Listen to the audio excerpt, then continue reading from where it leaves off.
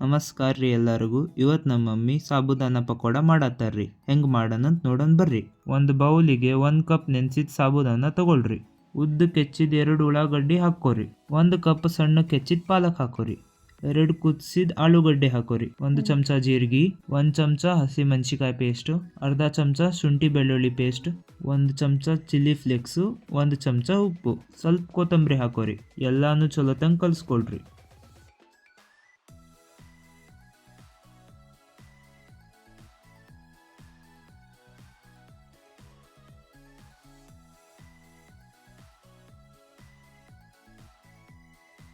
ಸಣ್ಣ ಸೈಜಿನ ಉಂಡೆ ಮಾಡ್ಕೊಳ್ರಿ. ಸಣ್ಣ ಕುಂಡೆ ಮಾಡ್ಕೊಳ್ರಿ. ಆಮೇಲೆ ಕಾದಿದ ಎಣ್ಣೆ ಒಳಗೆ ಕರೀರಿ.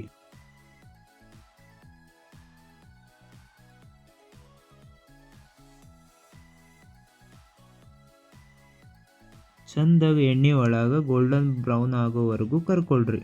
ಬಿಸಿ ಬಿಸಿ ಆದಂತಹ ಸಾಬುದಾನ ಪಕೋಡ ತಯಾರಾಗೈತ್ರಿ. ಒಂದ್ಸತಿ ನಿಮ್ಮ ಮನ್ಯಾಗ ಮಾಡಿ ನೋಡ್ರಿ. ವಿಡಿಯೋ ನೋಡಿದ್ದಕ್ಕೆ ಧನ್ಯವಾದಗಳು.